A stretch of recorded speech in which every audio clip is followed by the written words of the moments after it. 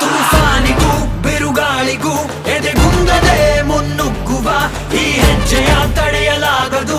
ಕೈಲಾದರೆ ನಮ್ಮನ್ನು ನಿಲ್ಲಿಸಲಿ. ಮನದಲ್ಲಿದೆ ವಿಶ್ವಾಸವು, ಶುರುವಾಗಿದೆ ಹೊಸ ಅಧ್ಯಾಯವು. ಹರಿಯುತ್ತಿದೆ ಜನಸಾಗರ, ಒಟ್ಟಾಗಿವೆ ಕೋಟಿ ಕೈಗಳು. ಹುಮ್ಮಸ್ಸಿನ ಜೊತೆ ಹೊರಟಿದ್ದೇವೆ ಈ ದೇಶವ ಒಗ್ಗೂಡಿಸಲೆಂದೇ.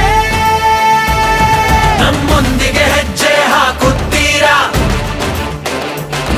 ನಮ್ಮೊಂದಿಗೆ ಹೆಜ್ಜೆ ಹಾಕುತ್ತೀರಾ? ನಮ್ಮೊಂದಿಗೆ ಹೆಜ್ಜೆ ಹಾಕುತ್ತೀರಾ?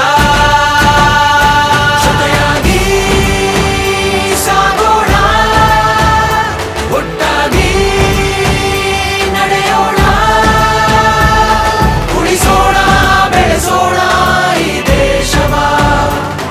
ಉಳಿಸೋಣ, ಬೆಳೆಸೋಣ ಈ ದೇಶವ. ನಡಿ ನಡಿ ನಡಿ ನಡಿ ಭಾರತ ಜೋಡೋ ಯಾತ್ರೆಯಲ್ಲಿ. ನಡಿ ನಡಿ ನಡಿ ನಡಿ ಭಾರತ ಜೋಡೋ ಯಾತ್ರೆಯಲ್ಲಿ.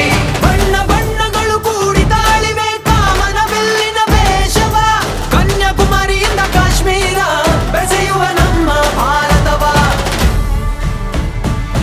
ದ್ವೇಷಕ್ಕೆ ಸ್ಥಾನವೇ ಇಲ್ಲ ಈ ಪವಿತ್ರವಾದ ನಾಡಲ್ಲಿ. ನಾವು ಪ್ರೀತಿಯನ್ನೇ ಹಂಚೋಣ ಶಾಂತಿಯು ತುಂಬಿದ ಬೀಡಲ್ಲಿ. ಬೆಲೆ ಏರಿಕೆ ತಡೆಯಲು ನಾವೆಲ್ಲ ಸಿದ್ಧರು. ನಿರುದ್ಯೋಗದ ವಿರುದ್ಧ ಯುದ್ಧವು ಇನ್ನು ಶುರು. ಹೇ ಉನ್ನತಿಯ ಮಾರ್ಗದಿ ಹೋಗೋಣ, ಸದ್ಭಾವದ ದಾರಿ ಹಿಡಿಯೋಣ. ನಮ್ಮೊಂದಿಗೆ ಹೆಜ್ಜೆ ಹಾಕುತ್ತೀರಾ? ನಮ್ಮೊಂದಿಗೆ ಹೆಜ್ಜೆ ಹಾಕುತ್ತೀರಾ? ನಮ್ಮೊಂದಿಗೆ ಹೆಜ್ಜೆ ಹಾಕುತ್ತೀರಾ? ಜೊತೆಯಾಗಿ ನಡಿ ನಡಿ ನಡಿ ನಡಿ ಭಾರತ ಜೋಡೋ ಯಾತ್ರೆಯಲ್ಲಿ. ನಡಿ ನಡಿ ನಡಿ ನಡಿ ಭಾರತ ಜೋಡೋ ಯಾತ್ರೆಯಲ್ಲಿ. कोई शक्ति इस पदयात्रा को नहीं रोक सकती, क्योंकि ये पदयात्रा हिंदुस्तान की आवाज है. My mother and my grandmother Indira Gandhi ji fought an election from here and got wholehearted support.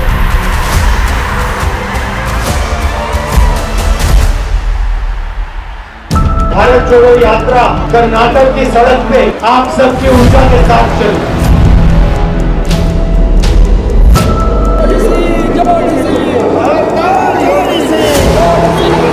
इस यात्रा में आपको नफरत, हिंसा, ये चीजें नहीं दिखाई देंगी.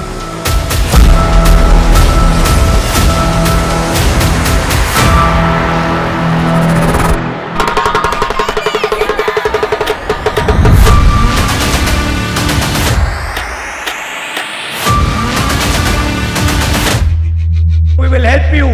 We will make your life easier, and we will support you the way a government should. Thank you for your love and affection. Thank you for your help. Thank you for walking with us through Karnataka. Congress ದೇಶ ಮಾರಿರಲಿಲ್ಲ, ಜನರನ್ನ ಧರ್ಮ ಮತ್ತು ಜಾತಿ ಆಧಾರದ ಮೇಲೆ ಹೊಡೆದಿರಲಿಲ್ಲ ಅವರು.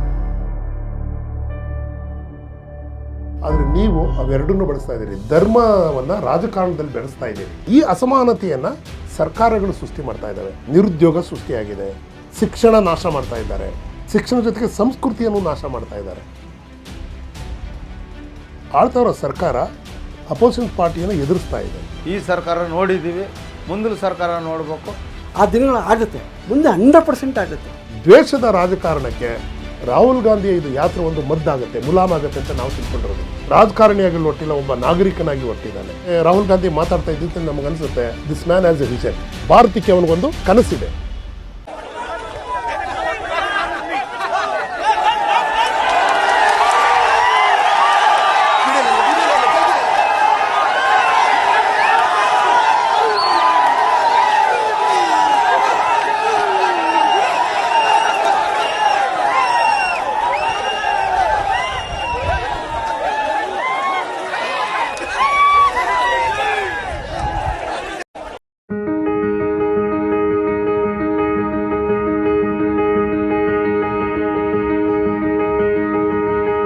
I think the dominant image of the Yatra for me is 75-year-old Mr. Siddharamaiah trying to keep pace with you running.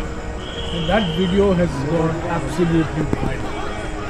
And the other thing that has gone viral out of the Yatra is you flanked by Mr. Siddharamaiah and DK on the top of the water reservoir.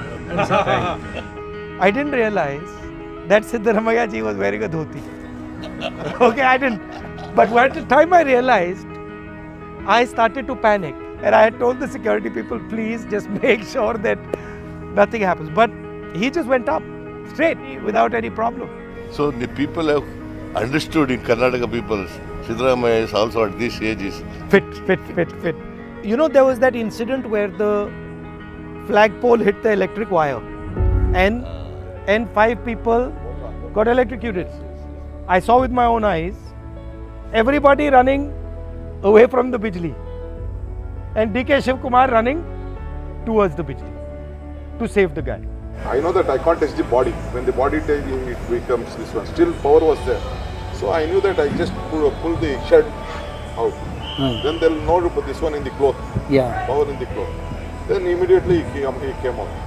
But one incident that you miss are the push-ups that Mr. DK Shiv Kumar did. Not only DK, Venu also. No, only push-up is done by Archie. The second day, I think when it rained, no? Like all of us, you went onto the stage in Mysore, if you remember. Yeah. And we and some of the leaders, we went and we just got a big hoarding and we were under it. And we thought that you'll just finish and you'll go away. but your speech continued and continued. People came to know this Yatra will never stop. What about the day when the whole camp got finished with the water? So that day you were looking worried. full night, sir. We didn't sleep. Entire our team, day and night. Zutrex, jelly, balu, सारा सुबह. आपने जो Covid में जो families के साथ आप वो वीडियो देख सकते हैं सर, सारे लोग रो रहे थे. आपने उनके बात सुने, वो इतना इमोशनल है, मीन्स एक्सट्रीम सारे लोगों के अंदर वो फील हुआ है. We make that road, we are given colored as a Bharat Jodo Yatra, and with having lunch with upper caste and Dalits, that is the most a very precious day for two communities. They have joined together. Now they are very happy.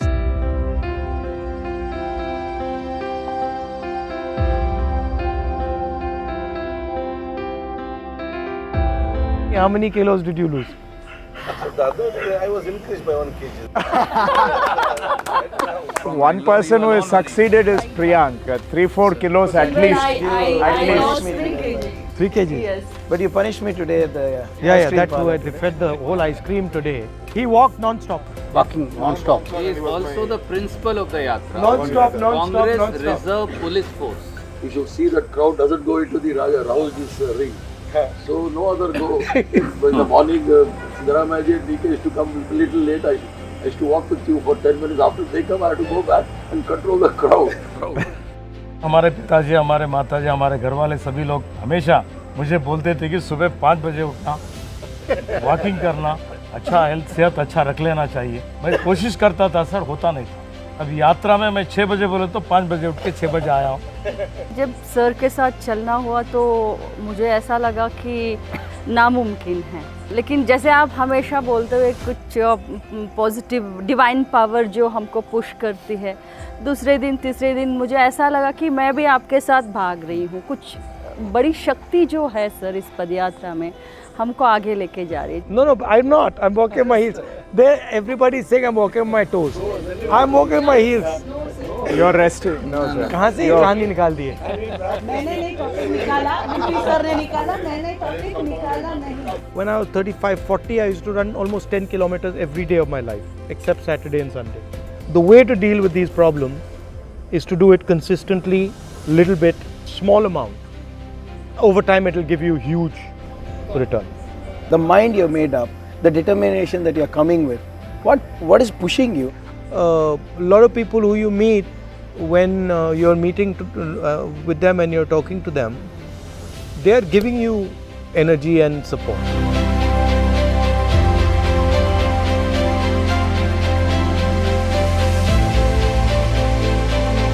the media was always against us. But in this Bharat Jodo Yatra, whatever may be their affiliations, their this one, it had become inevitable for them to cover up the entire this one. It was live, people watching. It has gone into every household in Karnataka. See, BJP party is a factory of manufacturing lies. Exactly. If the people understood what Narendra Modi is, what BJP is, what RSS is, definitely people will be changed. Congress history is country's history. Without Congress, country can't be united. I can't forget the entire team, including in the camp. Their contribution, if I forget, it is impossible. What is his biggest strength? From the day one, he was been working on the social fabric of the backward class theory. And as a person, what is his biggest strength? As a person, he protects his followers. He's a good organizer. His personal strength is tirelessly he works. Biggest achievement of this Bharat Jodo, believing in themselves कि yes we can do it. और मेरे लिए तो my leader was walking in Karnataka, so मेरे को तो चलना ही था. Fact of the matter is that you all walk with me, and this would not have been possible without all of you. All of you have your own strengths. All of you are extremely dedicated and working in the interest of the Congress Party. And I think it was a very successful yatra, and thank you all for that.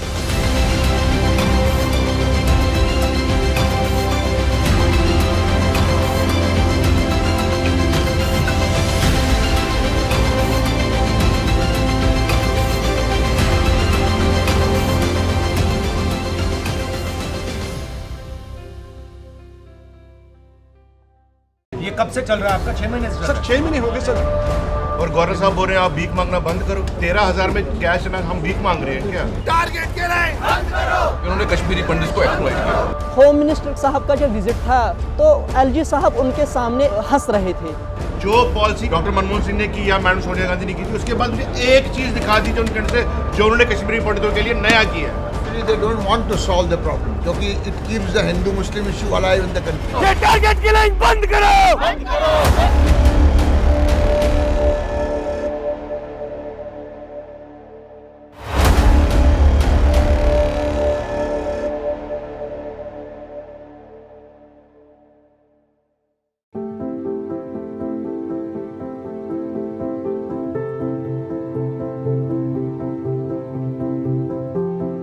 पूरा focus राजनीति का MLA level पे होता है, मगर मेरी सोच है कि शायद जो लोकल बॉडी के लोग हैं वो ज़्यादा ज़रूरी होते हैं क्योंकि वो डायरेक्ट कांटेक्ट में होते हैं लोगों से। गाँव में लोग उसको वोट देते हैं कि जो उनके सदा उनके साथ में रहे, छोटे मोटे काम काज उनके में साथ रहे, उनके लिए वही नेता है। आजकल क्या होता है और पूरे हिंदुस्तान में हो रहा है, सरकारों को ब्यूरोक्रेसी चलाती है। जी सर, बहुत ठीक है, उन्होंने ठेका ले रखा है, वो जो भी डिसीजन लेना चाहते हैं लेते हैं और उनसे पावर लेकर नीचे धकेलना है। दूसरी बात, जो प्रधानमंत्री बीमा योजना है वो डायरेक्ट किसान के जेब में से उद्योगपति के बैंक अकाउंट में ट्रांसफर है। हर स्टेट में मैंने पूछा कि भैया आपने बीमा का पैसा भरा? हाँ भरा। जब नुकसान हुआ, जब आंधी आई, तूफान आया, आपको पैसा मिला? एक किसान ने मुझे नहीं कहा कि भैया हमें मिला। सच है, ये सच है। मतलब कहीं में नहीं मिला, एक किसान को नहीं मिला। जो दुर्घटना बीमा करता है ना किसान का, तो ऊपर की ऊपर ही उसको पैसे तो ले लेते हैं किसान से, उसका आप बीमा काटते नहीं है। बाय दी वे 1000 किसानों का बीमा कट गया तो वो तो रख लेते हैं जेब में पैसा, और 1000 में एक दुर्घटना से ख़त्म हो जाता है और उसके घरवाले उसके पास जाते हैं ना, तो कोऑपरेटिव सोसाइटी में ये कहा जाता है कि बीमा कटाया ही नहीं था। हम जो योजना लाए थे, ये न्याय योजना जो है, जो हर महीने हिंदुस्तान के गरीब लोगों को 6000 रुपये बैंक अकाउंट में डायरेक्ट डालने के, वैसा कोई ना कोई योजना हमें निकालनी पड़ेगी जिससे किसान के पैरों के नीचे एक फर्श सा बन जाए, जिसके नीचे वो जा ही ना पाए। किसान की समर्थन मूल्य पे जो खरीद होती है और आमदनी दोगुनी करने की बात है, तो समर्थन मूल्य दोगुना कर देना, ये अन्नदाता है ना, मेहनत की कमाई खाता है, उससे भी कर लेगा। हमने ये छत्तीसगढ़ में किया है और उससे क्या होता है, अगर किसान को सही दाम मिलता है, पूरे प्रदेश की इकोनॉमी स्टार्ट हो जाती है। किसान की सबसे बड़ी समस्या, सबसे बड़ा दुश्मन है आवारा पशु। पूरी रात भर इस ठिठुरती सर्दी में किसान सुबह 5 बजे तक रखवाली करेगा। अब बेचारा पूरे दिन काम करे, रात को रखवाली करे, आधा घंटे सोने चला जाए, 5 मिनट में पूरा खेत साफ कर देंगे। और ये चिरंजीवी योजना कैसी लग रही है? चिरंजीवी योजना शानदार जोरदार योजना है। सरकार की योजनाएं तो सर ये जो आम लोग हैं, जो गरीब आदमी, जो बेचारे, मेरी कच्ची बस्ती भी है वहाँ पे, तो जो कभी सोच ही नहीं सकते थे कि मैं मेरे एरिया के प्राइवेट हॉस्पिटल में मेरा इलाज करा पाऊंगा, या मेरे बच्चे को कोई बीमारी ज़्यादा हो गई, एक्सीडेंट हो गया तो मैं उसका बेहतरीन इलाज करा पाऊंगा। लेकिन अब तो सर कोई भी बड़े से बड़ा हॉस्पिटल, यानी फोर्टिस हॉस्पिटल में भी पूरी 10 लाख रुपए तक का इलाज फ्री है। इससे लोग बहुत ही खुश हैं। इंग्लिश मीडियम स्कूल में पढ़ना एक सपना सा था गांव के लोगों के लिए। बड़े महानगरों में तो इंग्लिश मीडियम स्कूलें थी। ये मेरी सोच है। देखिए, आपको हिंदी पढ़नी है, आपको बंगाली पढ़नी है, आपको लोकल लैंग्वेज पढ़नी है, आप पढ़ो, वो बहुत ज़रूरी है। मगर अगर आप अंग्रेज़ी पढ़ोगे तो आप पूरी दुनिया में जाकर बात कर सकते हो। बीजेपी के नेताओं के बच्चे तो पढ़ते हैं अमेरिका में, वो गांव में आके भाषण देते हैं कि हिंदी में और मातृभाषा में पढ़ो। उनका सीधा सा है, गरीब का बच्चा अंग्रेजी पढ़ लेगा तो समझ जाएगा, तो फिर इनके नफरत के झंडे कौन ठोकेगा? इनकी दुकानदारी बंद हो जाएगी। मेरा कहना है, मेरी सोच है कि जो हमारे पंचायती राज के लोग हैं उनके साथ पार्टी का रिश्ता होना चाहिए, मतलब परिवार जैसा, कि आपको ये फीलिंग लगनी चाहिए कि देखो ये हमारा परिवार है और इसमें हमें मतलब मदद की जाती है और हम आगे बढ़ सकते हैं। और जिस दिन हमने ये पंचायती राज की कड़ी को मजबूत कर दिया, उस दिन कांग्रेस पार्टी को कोई नहीं हरा सकता।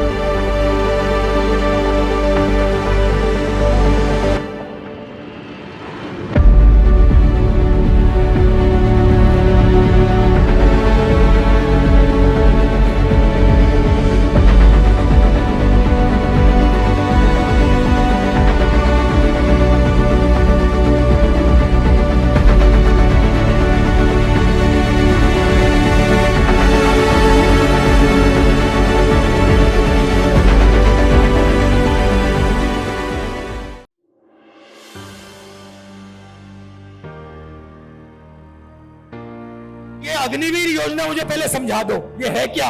जो सेना में भर्ती होने के लिए रनिंग की प्रैक्टिस करता है वो कितने बजे उठता है? 4 बजे।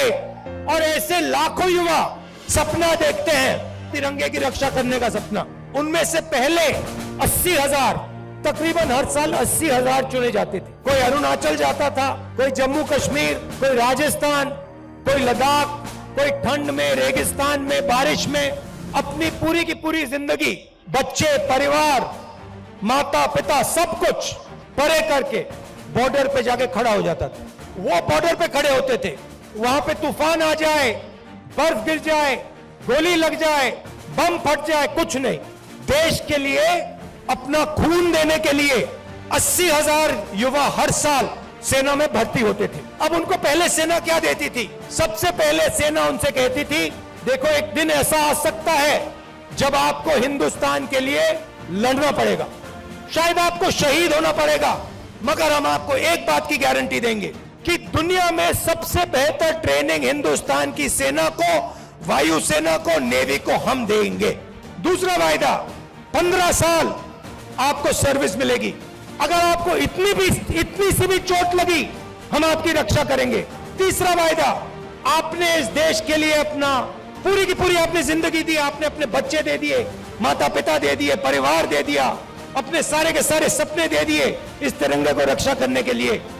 ठीक है, हम आपको पेंशन देंगे। जब आप गांव में वापस जाओगे तो हम आपको एक्स सर्विसमैन कह के हम आपको गांव भेजेंगे कि आपको वहां पे, चाहे आप शहर में रहो, चाहे आप गांव में रहो, जब हिंदुस्तान की बाकी जनता आपकी ओर देखे, वो कहे कि इस व्यक्ति ने वो किया जो मैंने नहीं किया, इस व्यक्ति ने अपनी जिंदगी इस देश को दी, अपना खून इस देश को दिया, अपने सपने इस देश को दिए, और इसीलिए मैं इस व्यक्ति का आदर करूंगा, इसका रिस्पेक्ट करूंगा। ये 3 वायदे हिंदुस्तान की सरकार हिंदुस्तान की जनता अपनी सेना, अपनी वायुसेना और अपनी नेवी के हर व्यक्ति को देती।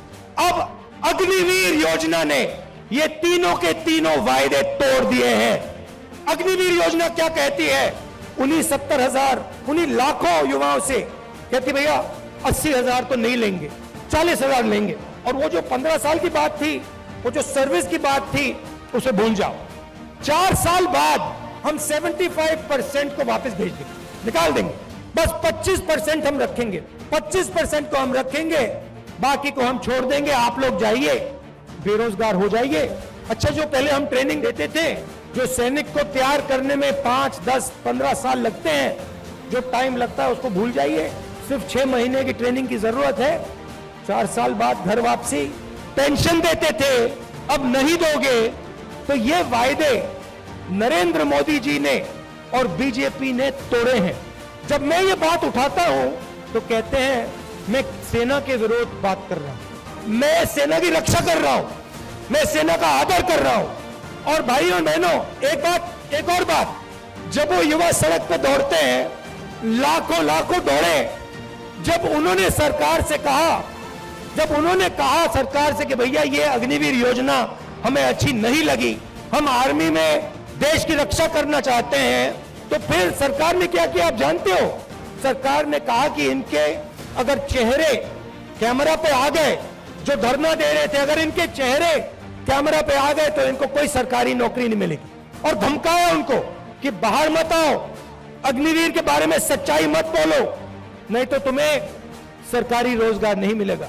मैं चला हूं, 3000 किलोमीटर चला हूं, वो सारे के सारे युवा मुझसे मिल रहे हैं, सारे के सारे कह रहे हैं कि हमारा सपना तोड़ दिया, हमारा भविष्य बर्बाद कर दिया। छुपाई नहीं जा सकती बात। सेना को 10% हरियाणा लोग देते हैं, आप देते हो।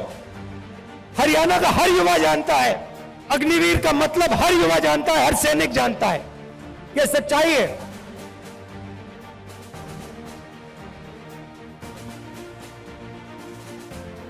कर्मण्येवाधिकारस्ते मा फलेषु कदाचन मा कर्मफल हेतुर्भू मा ते संगोस्त्व कर्मणि। तुम्हारा अधिकार तो केवल कर्म करने का है, फल तो ईश्वर के हाथ में। इसलिए ना कर्म से भागना उचित है और ना ही कर्म के फल की आशा रखना उचित है। जब अर्जुन मछली की आंख में तीर मार रहा था, उसने कहा कि आंख में तीर मारने के बाद मैं क्या करूंगा? कहा था क्या? नहीं कहा था ना। उस कहानी का मतलब है, वो गीता में भी है, तुम काम करो, जो होना है होगा, ध्यान काम पे रखो। तो वही थिंकिंग है यात्रा के लिए। आपका सवाल अच्छा है। यात्रा के बाद एक और काम होगा, उसके बाद शायद एक और काम होगा, फिर आपको जवाब मिल जाएगा।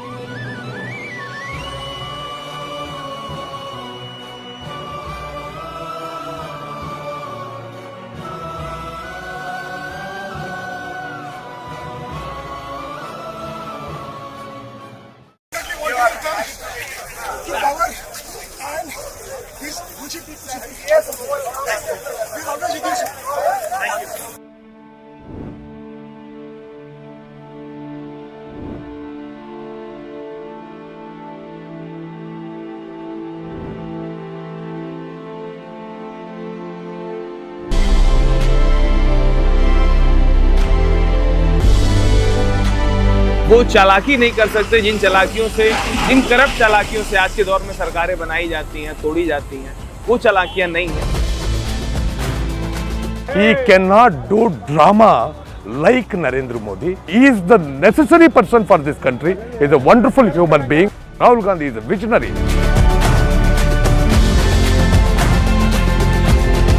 इतिहास की सब किताबें देख लीजिए, लेकिन आज जैसा दौर कहीं नहीं मिलेगा। जिस तरीके से वायलेंस होता है औरतों के खिलाफ, What kind of a secure atmosphere she is going to grow up in? जहां नफरत की आग पे रोटियां सेकी जा रही हों, What is happening in the country is not in good health for the democracy. जहां अपने ही देशवासियों को जात और धर्म में बांटा जा रहा हिंदू, मुसलमान, सिख, ईसाई है, ये स्थिति पैदा हो गई है कि पूरा देश तबाह हो गया। जहां बेरोजगारी का घुप अंधकार हो और कमर तोड़ महंगाई की मार हो, 2-4 बड़ी कंपनियों द्वारा पूरे भारत को लूटा जा रहा है, जहां सपने टूट रहे हों और अपने पीछे छूट रहे हों। Nation is in a very bad shape. We are sick of what is happening in this country. कर्जबाजारी और वहाँ पे प्लस GST है। दबाना चाहती है सरकार किसानों को। जब आवाज उठाना और सर उठाकर खड़े होना नामुमकिन हो रहा हो, We are not going to accept in India ऐसे क्रूर दौर which is divided, एक यात्रा आई है। इस नफरत के अंधेरे को चीरकर क्रांति की मशाल उठाए। कोई शक्ति इस पदयात्रा को नहीं रोक सकती, क्योंकि ये पदयात्रा हिंदुस्तान की आवाज है। टूटे हुए सपनों को उम्मीद देने, Rahul ji is the only light in darkness. ये देश जो है शेरों का देश है, शेरनियों का देश है। झुकते कंधों को फिर शान से उठाने, किसी से डरने की कोई जरूरत नहीं है। He's real, he's grounded, he's kind. Nehru और गांधी का प्यार का पैगाम फैलाने, मोहब्बत करने वाले कभी नहीं डरते। इस देश के हर वर्ग के साथ कदम से कदम मिलाने, डरने वाले कभी मोहब्बत नहीं करते। टूटते बिखरते इस देश को फिर से जोड़ने हम आए हैं। अब नहीं तो कब, अब नहीं तो कब, अब नहीं तो कब, अब नहीं तो कब, अब नहीं तो कब, अब नहीं तो कब। करना जो करना है, मेरे दिल में डर नहीं है। गूंजती है गली गली परिवर्तन की हवा चली, जुड़ रहा है देश ये सारा, भारत जड़ा यात्रा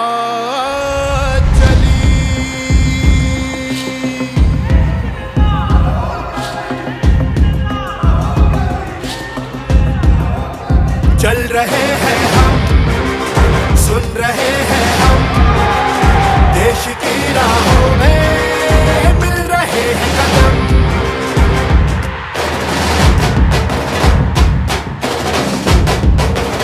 चल रहे हैं हम, सुन रहे हैं हम, देश की राहों में मिल रहे हैं कदम।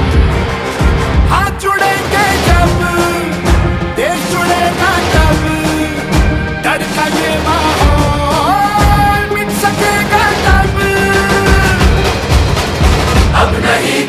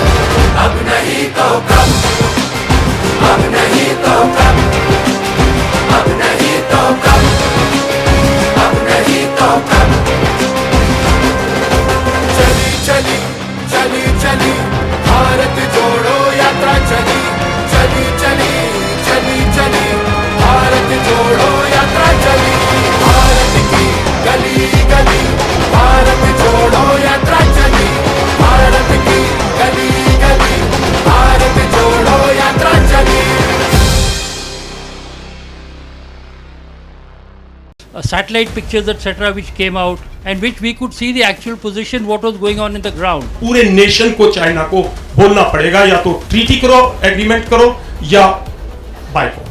The country must be kept in the picture about what is actually going on. 2020 तक we have not lost one man to Chinese engagement. China और पाकिस्तान एक हो गए और कोई भी युद्ध होगा वो एक से नहीं होगा, दोनों से होगा. तो देश का बहुत बड़ा नुकसान होने वाला है. India is now extremely vulnerable. I don't just have respect for you, I also have love and affection for you. You defend this nation. This nation would not exist without you. Issue is about China. There was a lot of satellite pictures, etc., which came out, and which we could see the actual position, what was going on in the ground. The country must be kept in the picture about what is actually going on. On December the 9th, in Arunachal Pradesh's Tawang sector, Chinese soldiers entered into Indian territory with a clear bid to alter the status quo. 1967 से sir 2020 तक we have not lost one man to Chinese engagement, क्योंकि वो डरता था sir हमसे.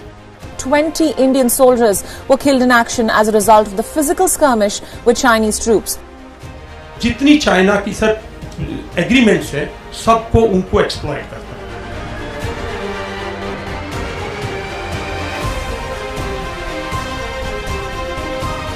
जो हमारी land agreements थी ब्रिटिशर्स के टाइम की, उसने 1950s में नल एंड वॉइड कर दिया. चाइना का सर ओवरऑल बाइकआउट नहीं हो रहा, पॉलिटिकल लेवल पे, डिप्लोमेटिक लेवल पे. अकेला सोल्जर अकेला खड़ा हुआ. जवान तो लड़ता है खेत के लिए दूसरे के जवान से. पूरे नेशन को चाइना को बोलना पड़ेगा, या तो ट्रीटी करो, एग्रीमेंट करो, या बाइकआउट. जो हमारा हिंदुस्तान का देश है उसकी बॉर्डर की सिचुएशन इंटरनेशनल सिचुएशन से लिंक्ड है. बॉर्डर की सिचुएशन ट्रांसफॉर्म हो गई. सच्चाई ये है कि चाइना ने हिंदुस्तान के 2000 स्क्वायर किलोमीटर लद्दाख में जमीन छीन ली है. वो हिंदुस्तान के बॉर्डर के अंदर बैठे हुए हैं. प्रधानमंत्री ने देश को झूठ बोला कि कोई अंदर नहीं आया. मैं आपको आश्वस्त कर रहा हूं, न वहां कोई हमारी सीमा में घुस आया है, न ही हमारी कोई पोस्ट किसी दूसरे के कब्जे में है. चाइना हमारी टेरिटरी, हमारी जमीन के अंदर आज भी बैठा हुआ है. पहले हमारे दो दुश्मन थे, एक पाकिस्तान और एक चाइना, और हमारी जो पॉलिसी थी उन दोनों को अलग करके रखने की पॉलिसी थी. फॉरेन पॉलिसी के पीछे यही आइडिया था. जब राजीव गांधी जी वहां गए उसका भी यही आइडिया था कि ये दोनों एक साथ ना हो जाए. पहले लोग कहते थे 2 फ्रंट वॉर नहीं होनी चाहिए, फिर उसके बाद लोगों ने कहा 2.5 फ्रंट वॉर चल रही है. 2.5 फ्रंट मतलब चाइना, पाकिस्तान, टेररिज्म. आज एक ही फ्रंट है, मतलब चाइना और पाकिस्तान एक हो गए, और कोई भी युद्ध होगा वो एक से नहीं होगा, दोनों से होगा. ये दोनों अब एक साथ सिर्फ मिलिटरीली नहीं कर रहे हैं, इकोनॉमिकली भी काम कर रहे हैं.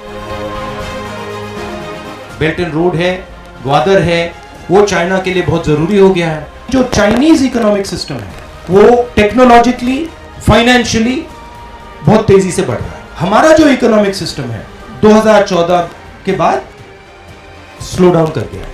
हमारे देश के अंदर डिस्टर्बेंस है, लड़ाई झगड़ा है, कंफ्यूजन है, नफरत है. हमारी माइंडसेट अभी भी 2.5 फ्रंट वॉर की माइंडसेट है. हमारी माइंडसेट जॉइंट ऑपरेबिलिटी की नहीं है. हमारी माइंडसेट साइबर वॉरफेयर की नहीं है. India is now extremely vulnerable. China and Pakistan are both preparing a surprise for us. That is why I keep repeating that the government cannot keep quiet. जो border पे हुआ है सरकार को पूरे देश को बताना चाहिए, और जो भी एक्शन हमें लेना है हमें आज शुरू करना है. एक्चुअली हमें एक्शन 5 साल पहले शुरू करना था, वो हमने किया नहीं. अगर हमने ये जल्दी से जल्दी एक्शन नहीं लिया तो देश का बहुत बड़ा नुकसान होने वाला है. And I am extremely concerned about what is happening on the border in Arunachal, what is happening on the border in Ladakh, and I think Galwan and Doklam are linked, and they are part of a Chinese strategy to sooner or later hit us jointly with Pakistan. I don't just have respect for you, I also have love and affection for you. You defend this nation. This nation would not exist without you.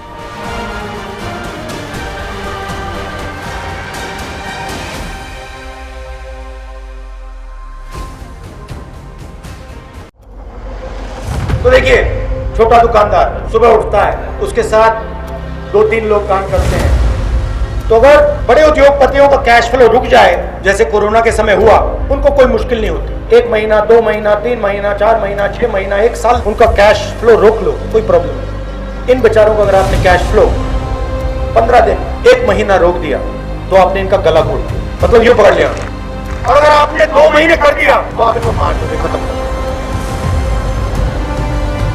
8 बजे नोटबंदी, 12 बजे GST लागू की, और इनकी जो तपस्या है, उस तपस्या से चोरी की। आप ये मत सोचिए कि ये पॉलिसीज थी, ये आपके कैश फ्लो को खत्म करने के हथियार थे। देखो, समझ गए ना? दुकान चलाते हो ना, देखो, समझ गया? ये पॉलिसीज नहीं थी, ये हथियार थे। किसके लिए हथियार थे? किसके हथियार थे? वही जो 3-4-5 बड़े उद्योगपति हैं, उनके हथियार थे। हिंदुस्तान की जो तपस्या है, हिंदुस्तान के जो तपस्वी हैं, उनको दबाओ, उनको कुचलो, और उनके जेब में जो पैसा है उसको छीनकर 5-6 लोगों को दे दो।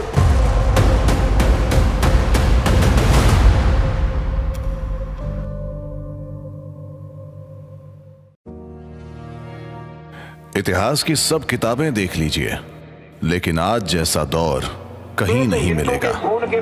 जिस तरीके से वायलेंस होता है औरतों के खिलाफ, What kind of a secure atmosphere she is going to grow up in? जहां नफरत की आग पे रोटियां सेकी जा रही हों, What is happening in the country is not in good health for the democracy. जहां अपने ही देशवासियों को जात और धर्म में बांटा जा रहा हो, मुसलमान, सिख, ईसाई है, ये स्थिति पैदा हो गई है कि पूरा देश तबाह हो गया। जहां बेरोजगारी का घुप अंधकार हो और कमर तोड़ महंगाई की मार हो, 2-4 बड़ी कंपनियों द्वारा पूरे भारत को लूटा जा रहा है, जहां सपने टूट रहे हों और अपने पीछे छूट रहे हों। Nation is in a very bad shape. We are sick of what is happening in this country. कर्जबाजारी और वहाँ पे प्लस GST है। दबाना चाहती है सरकार किसानों को। जब आवाज उठाना और सर उठाकर खड़े होना नामुमकिन हो रहा हो, We are not going to accept in India ऐसे क्रूर दौर which is divided, एक यात्रा आई है। इस नफरत के अंधेरे को चीरकर क्रांति की मशाल उठाए। कोई शक्ति इस पदयात्रा को नहीं रोक सकती, क्योंकि ये पदयात्रा हिंदुस्तान की आवाज है। टूटे हुए सपनों को उम्मीद देने, Rahul ji is the only light in darkness. ये देश जो है शेरों का देश है, शेरनियों का देश है। झुकते कंधों को फिर शान से उठाने, किसी से डरने की कोई जरूरत नहीं है। He's real, he's grounded, he's kind. Nehru और गांधी का प्यार का पैगाम फैलाने, मोहब्बत करने वाले कभी नहीं डरते। इस देश के हर वर्ग के साथ कदम से कदम मिलाने, डरने वाले कभी मोहब्बत नहीं करते। टूटते बिखरते इस देश को फिर से जोड़ने हम आए हैं। अब नहीं तो कब, अब नहीं तो कब, अब नहीं तो कब, अब नहीं तो कब, अब नहीं तो कब, अब नहीं तो कब। करना जो करना है, मेरे दिल में डर नहीं है।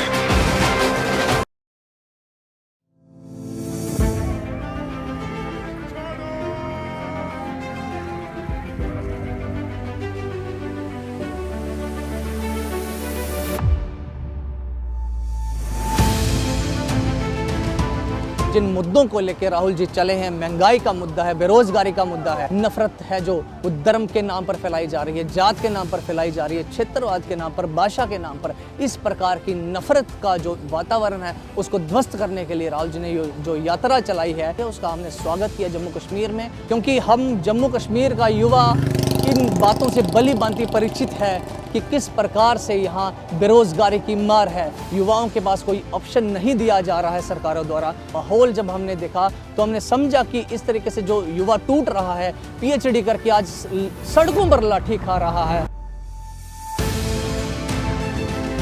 पेड़ों को काटकर, भारी संख्या में काटकर यहाँ इंडस्ट्रीज को सेटअप किया जा रहा है। ऑलरेडी जो इंडस्ट्री इन्होंने सेटअप की है वो तो बंद पड़ी हुई है। फिर हमारे इन्वायरमेंट को भी खराब करके किस तरीके की डेवलपमेंट के आप स्लोगन देंगे? एक तरफ आप कहते हैं कि पेड़ों में परमात्मा का वास है और दूसरी तरफ हमारे पेड़ों को काटे जा रहे हो लाखों की संख्या में, तो इस तरीके का एनवायरमेंटल डिस्टर्बेंस जो क्रिएट किया जा रहा है, ये हमें कतई बर्दाश्त नहीं है और इसलिए हमने भारत जोड़ो यात्रा में शामिल हुए हैं। आने वाले दिनों में हम उम्मीद करते हैं कि जो नफरत का वातावरण है वो हटेगा और नया सूरज निकलेगा।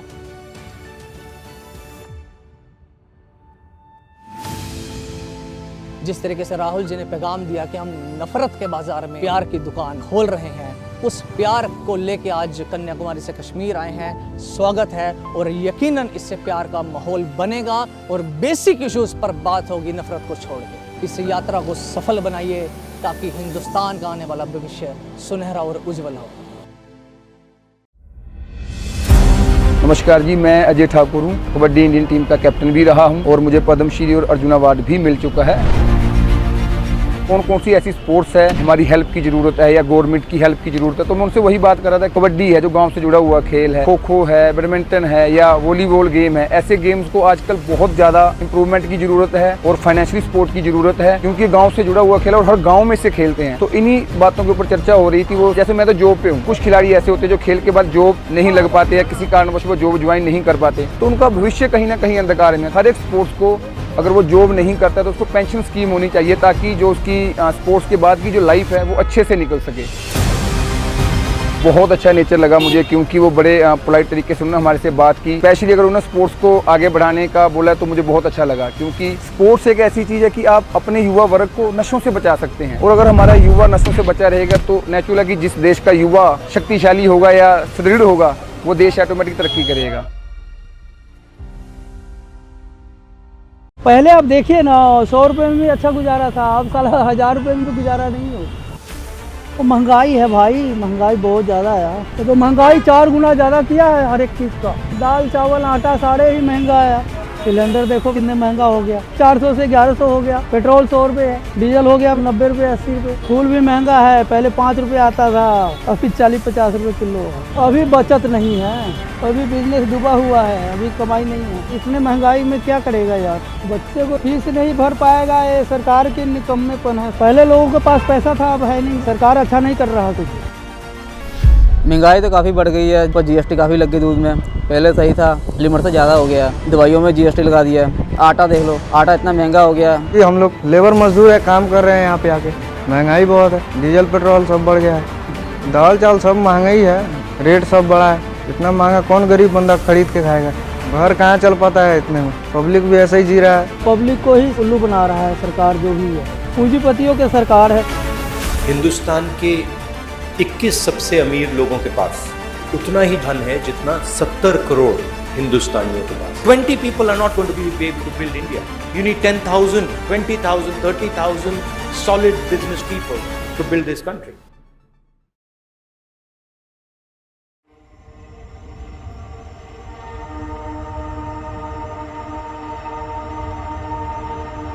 हेलो, मेरा नाम है रवि शेरगिल, मैं एक संगीतकार हूँ। भारत जोड़ो यात्रा एक बहुत बड़ा उद्यम है और हम देख रहे हैं कि इसके साथ लोग जुड़ रहे हैं और एक किस्म की ये एक तीर्थ यात्रा की शक्ल ले रहा है।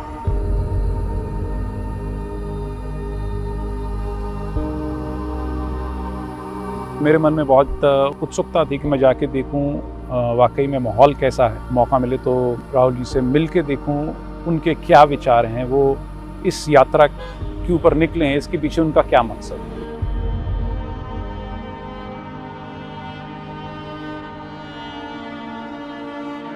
मैंने कुछ सवाल पूछे उनसे कि आपने इतनी यात्रा की है तो आपके अंदर इससे क्या परिवर्तन आया या नहीं आया, या आप इसको आपके जो अनुभव हुए हैं आप उन्हें कैसे देखते। तो उनका कहना था कि वो इन अनुभव से बहुत से लोगों को अपनी बात कहने का मौका मिल रहा है। कहते हैं तरह तरह के लोग आ रहे हैं,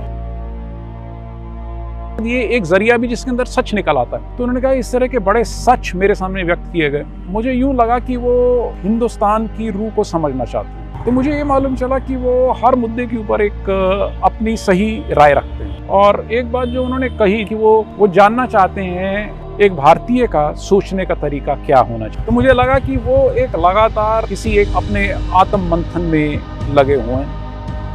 तो मुझे लगा कि ऐसे बहुत से विषय हैं जिनके अंदर हम दोनों की रुचि है। वो भारत का इतिहास है, रूहानियत है, वो सूफियाना है, वो भक्ति है। कुछ बातें उन्होंने मुझे बताई और कुछ बातें मुझे कहने का सौभाग्य प्राप्त हुआ। देखिए, मैं यही कहूँगा कि हमें एक दूसरे के दर्शन को समझना चाहिए। भारत जो है, इसके अंदर इतनी तरह की मुख्तलिफ राय हैं। हमें अच्छा होगा हमारे लिए भी कि हम एक दूसरे को समझने की कोशिश करें। मुझे ये सारी जो कोशिशें हैं, ये काफ़ी मुबारक कोशिशें हैं और होनी चाहिए। और अच्छा हो हम एक दूसरे की राय समझने की कोशिश करें। हमें एक दूसरे की बात सुनने के लिए आगे आना चाहिए। मेरी तरफ से भारत जोड़ो यात्रा को बहुत बहुत शुभकामनाएं।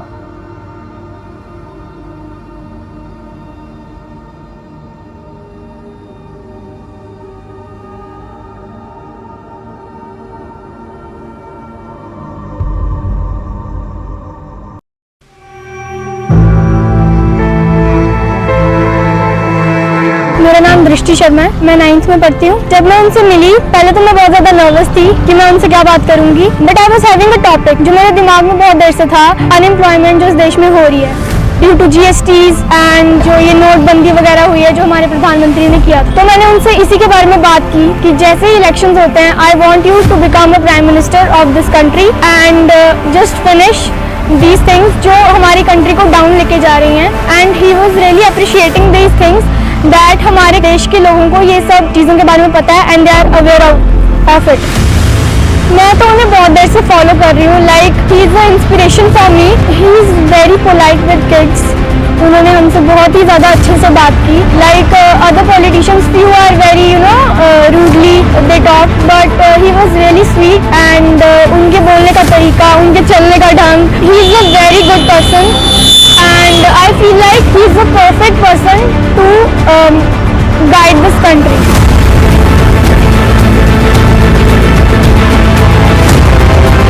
ये यात्रा इसीलिए शुरू की गई है, देश में जो रिलीजन्स के लिए भी बहुत ज्यादा लड़ाइयाँ हो रही हैं। राहुल गांधी जी ने इन सबको इकट्ठे यात्रा में जोड़ा और सारे इकट्ठे चले and that was his perspective. वो यही चाहते थे कि पूरा देश इकट्ठे होके जाए, मिले और मतलब उनके बीच में कुछ भी भेदभाव उन्होंने नहीं किया। वो यही चाहते थे कि मतलब सारे इकट्ठे रहे।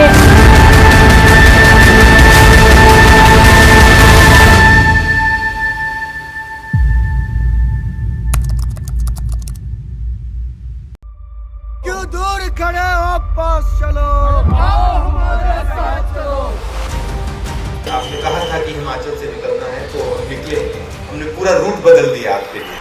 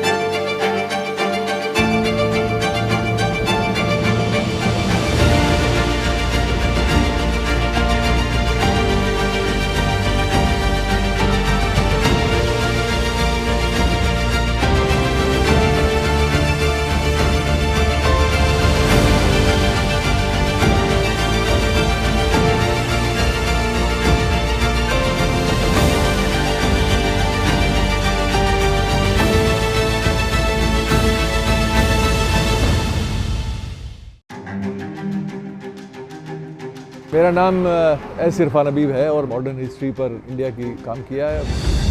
शहीद भगत सिंह पर 2 किताबें मैंने की हैं और मैं पिछले 40 साल से भगत सिंह की जो क्रांतिकारी विचारधारा है, जो मैं असली विरासत भगत सिंह की मानता हूँ, वो क्रांतिकारी विचार जिनको हमें याद रखना चाहिए वो हम नहीं रखते। मैंने जब किताब दिया भगत सिंह पर, राहुल गांधी को लगा भी कि हाँ ये चीज़ें ऐसे मुद्दे हैं जो लोग आमतौर से नहीं उठाते, और मुझसे बहुत सारी चीज़ें पूछी, भक्ति मूवमेंट के बारे में, सूफिज़म के बारे में, सिखिज़म की पैदाइश कैसे हुई। मैंने ये कहा कि भाई वो तो भक्ति मूवमेंट की पैदावार है, गुरु नानक देव तो भक्ति सेंट थे, तो यही एक संदेश है पंजाब में ख़ास तौर से।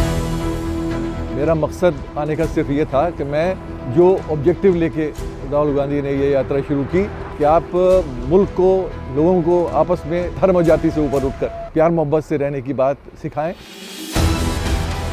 इस उद्देश्य को लेकर जो यात्रा शुरू की गई है वो एक बहुत ही अच्छा और देश को आगे ले जाने वाला उद्देश्य है, क्योंकि मुल्क में जो हो रहा है वो नहीं होना चाहिए, नफरत नहीं होनी चाहिए और आपस में भाईचारा होना चाहिए। जिस तरह के रिएक्शन है उससे महसूस होता है कि लोगों में इस बात का एहसास है, इसलिए लोग इतनी बड़ी तादाद में आ रहे हैं, तो ये एक पॉजिटिव साइन है। मैसेज तो यही है कि इसको पॉलिटिकल यात्रा की तरह न देखा जाए, इसमें जो बहुत सारे सवाल उठाए जा रहे हैं वो सियासत से ऊपर हैं और उसमें सब लोगों को जुड़ना चाहिए। बात यह है कि देश सुधर जाएगा, कम जॉइन द यात्रा, अब नहीं तो कब।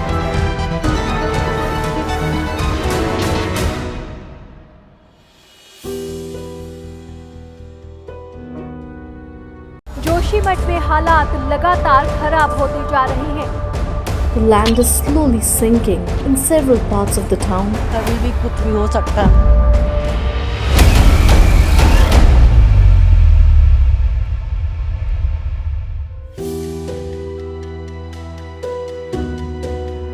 मेरा नाम है बलबीर सिंह बुटोला। मैं जवाहरलाल नेहरू यूनिवर्सिटी में पढ़ाता था, पर मेरा स्पेशलाइज हिमालय से लेकर नॉर्थ ईस्टर्न रीजन तक है। मैं शेखर पाठक हिमालय के इतिहास पर ही ज़्यादा काम किया है, हिमालय के इतिहास के अलग अलग आयामों पर काम किया है। उस हिंदुस्तान को हिमालय भी बनाता है और हिमालय अभी बहुत सारे संकटों से घिरा हुआ है। जोशीमठ में बहुत क्राइसिस है, लोगों को उठाया जा रहा है जिनके घरों में दरारें। जोशीमठ हमारा एक बहुत ही महत्वपूर्ण शहर है हिमालय के भीतर अंतर्वर्ती इलाके का। वहाँ पर विष्णुगंगा और धौलीगंगा दोनों नदियाँ मिलकर अलकनंदा की एक तरीके से शुरुआत होती है। भारत तिब्बत व्यापार का मुख्य मार्ग रहा है। तीसरा वो बद्रीनाथ का रास्ता तो था ही, ये कैलाश मानसरोवर भी इस रास्ते लोग जाया करते। हमारे लोग, बहुत सारे लोग बसे वहाँ पर, उन्होंने मकान बनाए, टूरिज्म भी बढ़ा, पिलग्रिमेज भी बढ़ी, तो इस सब का दबाव उसके ऊपर बढ़ता चला गया जोशीमठ के ऊपर, और बड़े बड़े कंस्ट्रक्शन होते रहे, फिर बाईपास भी बनते रहे, रोपवे के बड़े बड़े पिलर बने, उसका वेट भी आया, उससे उसका खिसकना शुरू हुआ। लेकिन जो अंतिम कील इस पर ठोकी गई वह एनटीपीसी की जो बहुत बड़ी प्रोजेक्ट है 500+ मेगावाट की, उसकी जो मल्टीपल टनलिंग हुई उसके नीचे, क्योंकि रॉक में नहीं था, वो बोल्डर्स के ऊपर बसा हुआ कस्बा था, उस टनलिंग ने जो बचा खुचा हुआ था वो भी कर दिया। लोगों को बचाना तो अनिवार्य है, लोगों की संपदा कैसे बचे? सब ठीक हो जाएगा, सब ठीक हो जाएगा, लेकिन अभी तक कुछ नहीं हुआ है।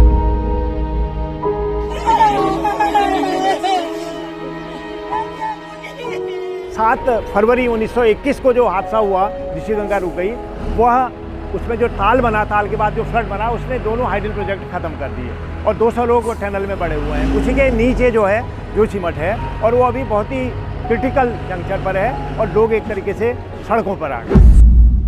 थोड़ा मुझसे क्या चाहते हैं? हम चाहते हैं कि आप तो पॉलिसी लेवल पर एक नेशनल पॉलिसी जो हिमालय की फ्रेजाइल रीजन्स की, वेस्टर्न घाट्स की होनी चाहिए, क्रिटिकल, क्योंकि क्लाइमेट चेंज के दौर में new questions are there which were not earlier seen by us or addressed by us. We should look at the, yes, उसका pilgrimage का importance है, but more important than this is that this is going to be the future capital.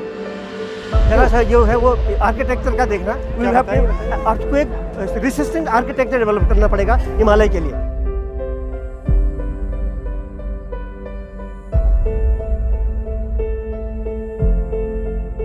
और हम धन्य हैं कि हम इस एज में पैदा हुए हैं जहाँ पर एक स्वतंत्रता संग्राम को फिर से जिया जा रहा है और ज़्यादा वाइटल रूप से जिया जा रहा है।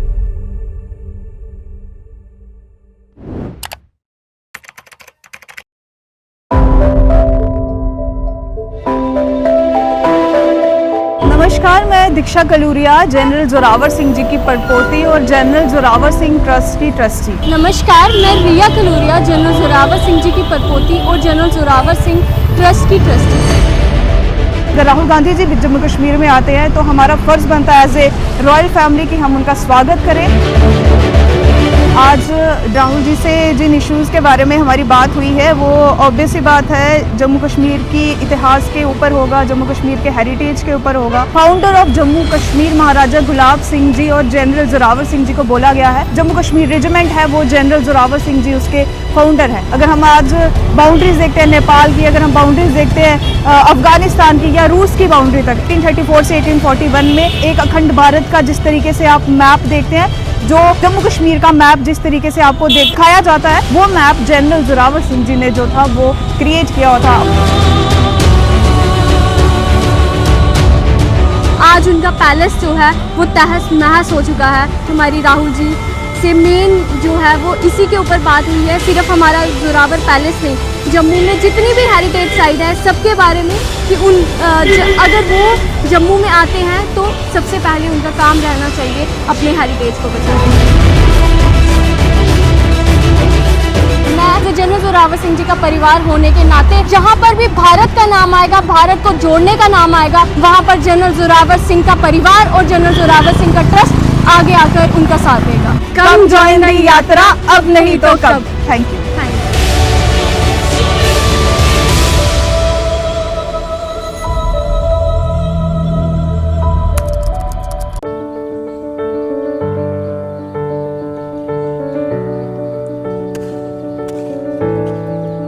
पहले लेडीज 2-2 पैसे के लिए अपने घर वालों के आगे हाथ फैलाती थी। आज जब ये अपना काम कर रही है, खुद का काम है, खुद का पैसा है, यहाँ आने के बाद इनको लगता है कि मैं किसी के आगे क्यों हाथ फैलाऊं। हालांकि अपना परिवार है, उसको संभालो, लेकिन निर्भर मत हो किसी के ऊपर। पहले घर से बाहर निकलने में झिझक होती थी और अब जब घर से बाहर निकलने लग गए तो मेरे को अपने अंदर खुद के अंदर ही खुशी महसूस होती है। घर बैठे रहते थे, क्या काम था? काम आता तो जाते, नहीं तो नहीं जाता। इसमें रोज का रोजगार ही है। जाते तो एक दूसरे का मिल जाते, बड़े सुख की बात हो जाती है। औरतों का मुझे ऐसा महसूस होता है कि मैं भी काम कर रही हूँ मेरे पति के साथ में कंधा से कंधा मिला के। भाई पति कमाता उससे क्या होता, कुछ नहीं होता उससे। पहले तो पति से मांगते हैं भाई फलाना खर्चा के लिए पैसा दे। अब तो खुद लिया। अब हमारे पास में रहते हैं तो हम हमारी मर्जी से ले आते हैं। कुछ भी क्या ले आते हैं? संदूर ले आते हैं, टीकी ले आते हैं, सब ले आते हैं।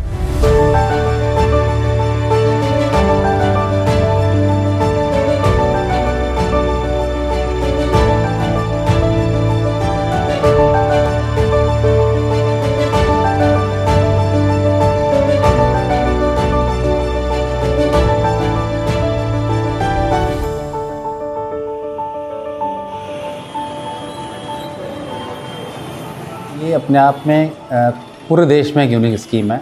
इसका मुख्य प्रावधान ये रखा गया कि हर परिवार को साल में कम से कम 100 दिन का रोजगार मिले।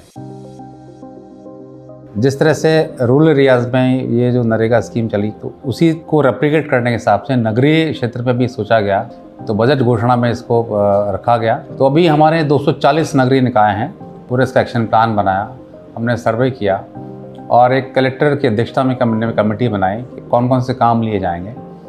उसकी हमने स्टडी की, एक्शन प्लान बनाया और उसके बाद हमने इसको लॉन्च किया। सवाई माधोपुर जिले के जिलाधिकारियों ने कई जगह बोर्ड लगा रखे थे, सबको शहरी क्षेत्र में रोजगार दिया जाएगा, चाहे वो शिक्षित हो या अशिक्षित हो, सभी को रोजगार दिया जाएगा। तो सर हमने ई मित्र पे जाके जॉब कार्ड बनवाया और वो साथ में गए थे और उन्होंने जमा करवाए थे हमारे जॉब कार्ड नगर परिषद में जाके सबके साथ में कि आपको काम मिलेगा। और फिर मुझे फ़ोन करके सूचना दी, भाई आपका सिलेक्शन हो गया और आप रोजगार के लिए आप काम पर आ जाना अक्टूबर 16 तारीख से। इससे पहले शहरों में ऐसा कोई रोजगार के लिए सुरक्षा की व्यवस्था नहीं थी। सामाजिक रूप से पिछड़े और आर्थिक वंचित लोगों के लिए जो राज्यों के दूसरे शहरों से भी लोग आते हैं और अलग अलग जिलों से जो लोग आके गांवों से शहरों में बस रहे हैं, उनको आर्थिक आधार पे एक रोजगार मिलेगा। तो ये एक तरह से उसके लिए एक सुरक्षा जाल का काम करेगी। सर पहले क्या है कि जब काम नहीं था, बेरोजगार थे, तो डेली आते थे काम पे तो बाजार में, लेकिन निराश होकर वापस चले जाते थे क्योंकि काम नहीं लगता था। अब जब पैसा आने लगा, डेली मजदूरी भी मिल रही है, तो हर चीज़ से मुक्ति मिल गई। हमने जैसे हेरिटेज कंजर्वेशन के काम लिए हैं, हमने वाटर बॉडीज़ को ठीक करने के काम लिए, हमने प्लांटेशन के काम लिए हैं, बावड़ीज़ को रिनोवेशन वाले काम किए हैं। तो पहले पखवाड़े में करीब 35,000 के आसपास लेबर हमारी लगी थी, अब हम इसको 1 लाख के आसपास हम पहुँच चुके हैं।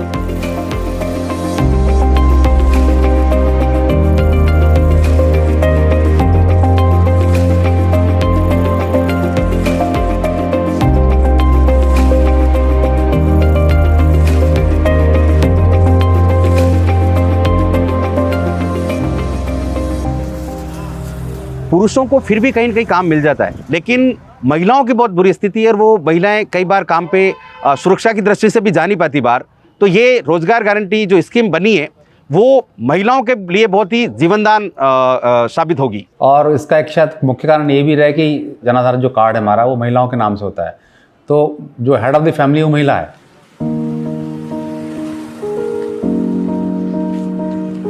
मेरा नाम सीमा शर्मा है, मैं दौसा की रहने वाली हूँ, जालरा के पास।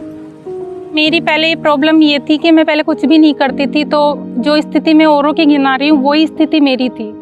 वैसे अगर कोई लेडीज काम करना चाहती है तो घर वाले नहीं भेज पाते, कारण होता है कहाँ जाएगी, कैसे करेगी, तो घर से बाहर नहीं भेजते। तो मतलब लेडीजों के लिए तो ये समझो कि सोने पे सुहागा है। तो इससे क्या लेडीज आत्मनिर्भर बन रही है। पति के पास मान लो बजट नहीं, अभी महीने का एंड में बिल आता है तो हम कह देते भाई हमारे बैंक में से निकाल लाएंगे, हम हमारी तरफ से जमा करवा देंगे।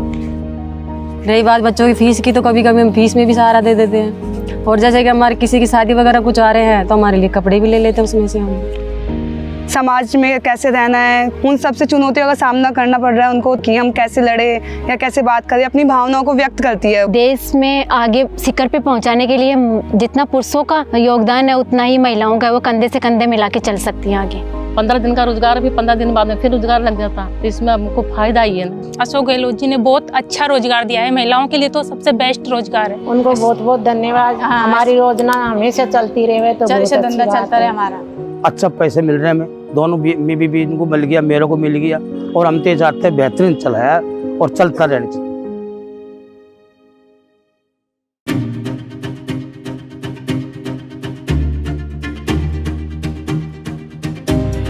शायद देश में सबसे बेहतर स्कीम गरीबों के लिए राजस्थान में है। मनरेगा स्कीम जो गांव में होता था उसको आप शहर में लाए, उससे भी राजस्थान के युवाओं को जबरदस्त फायदा हो रहा है।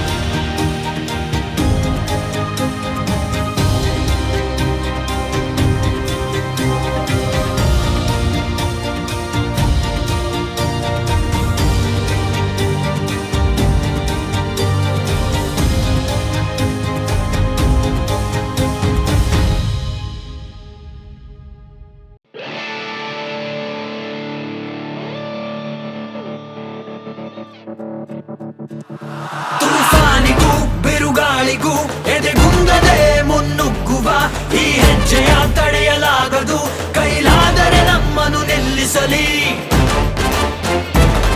ಮನದಲ್ಲಿದೆ ವಿಶ್ವಾಸವು, ಶುರುವಾಗಿದೆ ಹೊಸ ಅಧ್ಯಾಯವು, ಹರಿಯುತ್ತಿದೆ ಜನಸಾಗರ, ಒಟ್ಟಾಗಿವೆ ಕೋಟಿ ಕೈಗಳು, ಹುಮ್ಮಸ್ಸಿನ ಜೊತೆ ಹೊರಟಿದ್ದೇವೆ. ಈ ದೇಶವು ಒಗ್ಗೂಡಿಸಲೆಂದೇ ನಮ್ಮೊಂದಿಗೆ ಹೆಜ್ಜೆ ಹಾಕುತ್ತೀರಾ,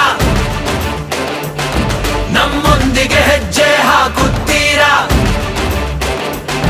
ನಮ್ಮೊಂದಿಗೆ ಹೆಜ್ಜೆ ಹಾಕುತ್ತೀರಾ.